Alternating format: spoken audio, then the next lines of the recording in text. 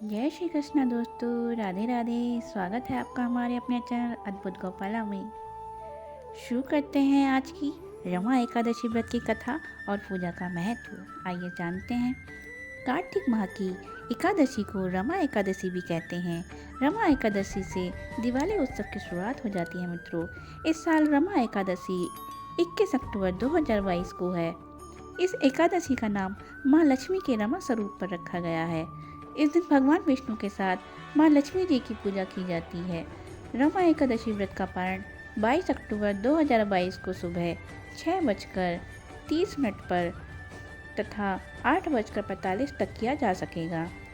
इस दिन रमा एकादशी व्रत की कथा के श्रवण मात्र से व्यक्ति के समस्त पाप धुल जाते हैं और महालक्ष्मी के आशीर्वाद से जीवन में कभी आर्थिक तंगी भी नहीं आती है। आइए सुनते हैं व्रत की कथा। पौराणिक कथा के अनुसार एक नगर के राजा मुचुकुंद ने पुत्री चंद्रभागा की शादी राजा चंद्रसेन के बेटे शोभन के साथ कर दी। शारीरिक रूप से शोभन बहुत ही दुर्बल था।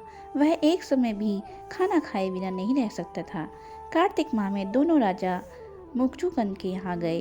उस समय रमा एकादशी थी। पिता के राज्य में रमा एकादशी का व्रत मनुष्य के साथ साथ पशु भी करते थे। चंद्रभागा चिंतित थी क्योंकि उसका पति तो भूखा रह नहीं सकता था। इसलिए उसने अपने पति से कहा कि वह दूसरे राज्य में जाकर भोजन ग्रहण कर ले।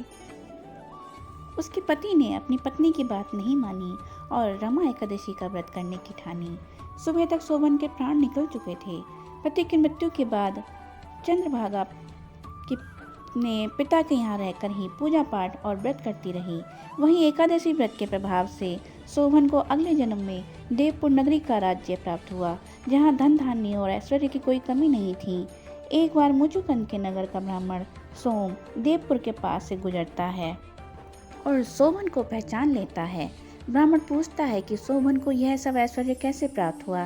तब वह उसे बताता है कि यह सब रमा एकादशी का फल है, लेकिन यह सब अस्थिर है। शोभन ब्राह्मण से धन संपत्ति को स्थिर करने का उपाय पूछता है।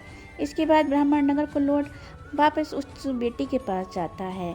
चंद्रभागा ने बताया कि वह पिछले 8 वर्षों से एकादशी का व्रत कर रही है। इसके प्रभाव से पति शोभन को पुण्य फल की प्राप्ति हुई है। वह इतना कहकर शोभन के पास चली जाती है। पत्नी व्रता धर्म निभाते हुए चंद्रभागा ने अपने किए गए एकादशी के व्रत का पुण्य अपने पति शोभन के नाम कर देती है। इसके बाद भगवान विष्णु और माँ लक्ष्मी की कृपा से देवपुर का ऐश्वर्य स्थिर हो जाता है और दोनों खुशी खुशी अपना जीवन यापन करते हैं। जय श्री कृष्ण दोस्तों, राधे राधे।